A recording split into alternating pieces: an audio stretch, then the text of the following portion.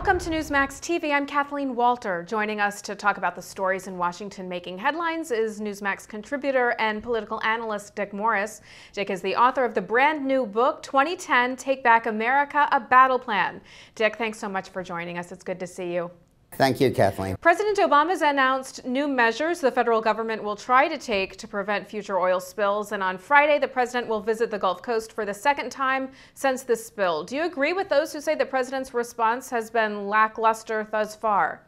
Yeah, I think it is. And I think that as the oil seeps toward the beaches of Florida, it's seeping into his ratings as president. The Rasmussen poll, after 3 months of having him oscillate between about 46 and 49 in job approval, now has him falling off the table down to 42. And that's all in the last few days, and it's largely due to the trifecta of events: the oil spill, backlash about his comments about the Arizona immigration law, and the implosion of the Greek economy and the harm on our stock market and our American economy. Is this becoming as huge of a political problem for Obama as Katrina was for George Bush? Yeah, I think it is. And we're a year and a half into the Obama administration. You know, what's he going to do? Posthumously blame Bush? This clearly, what happened was that when the spill took place, Obama said, great. This is, I mean, great, he didn't like the oil spill, but he said, okay, this is an opportunity to show how wrong the Republicans were in saying drill, baby, drill, and how bad the oil companies are, our traditional opponents. And his ratings actually rose in the first 4 or 5 weeks of the spill. But now that it's nearing the beaches and it's becoming clear that nothing is stopping the oil from coming out and nothing is stopping it from going to the beaches, all that rhetoric is now turning against Obama. And people are saying, all you're doing is blaming Bush and blaming British Petroleum. You're the president. Deal with it. Solve this problem. And he's not. And the populism that he used to exploit the issue weeks ago is now coming back to bite him. Dick, to what extent are President Obama's approval ratings and numbers, to what extent will they impact the midterm elections? Well, they're very important. You know, approvals go up and down, and he might sink to 42 or even lower, and then bounce back up and then go back down again. But it's a little bit like the seaweed on the beach. It tells you what the high water mark was at some point during the previous period. And right now, it might not be at the high water mark, but you know that sooner or later, it's going to reach up to where that seaweed was.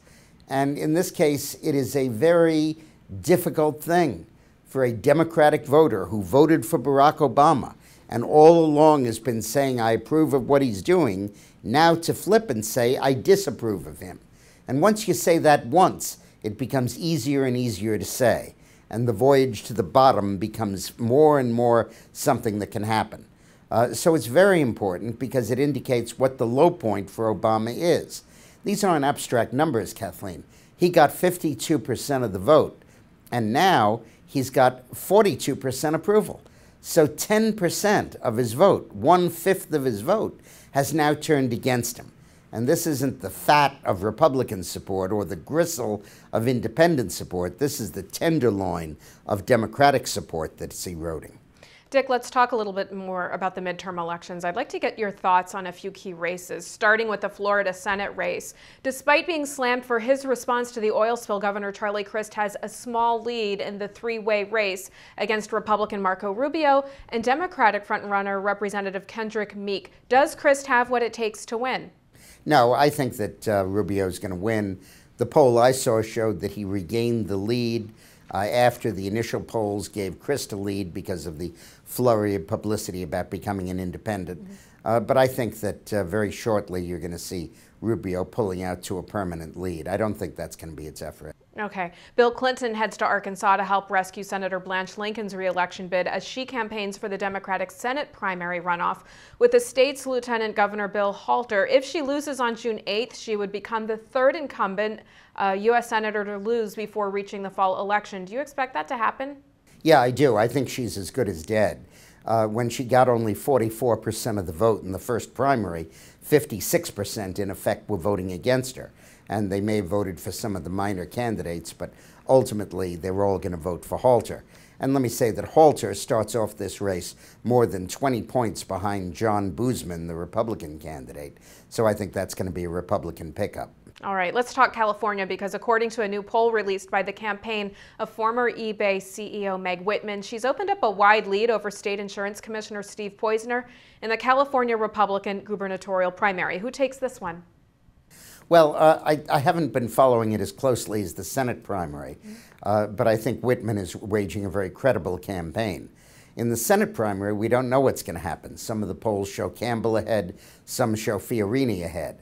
I think the conservative votes that are now going for Chuck DeVore need to switch to Carly Fiorini so that a quasi-liberal rhino like Campbell doesn't win that primary.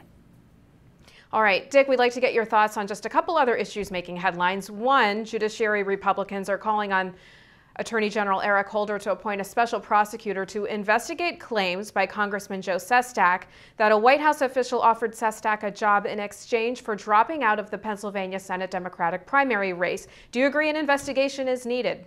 Oh yeah, I think this could be terribly serious. This could literally rise to the level of impeachment because it's clearly a crime to offer someone, quote, something of value is how the statute reads, in return for entering or dropping out of a race like this. Now, the White House has done this before. The Denver Post reported that it asked Andrew Romanoff, a Democrat who is now challenging the appointed Senator Michael Bennet, to drop out of the race, presumably to help Bennet be persuaded to vote for health care. And he refused. But he was offered a job as well, he says.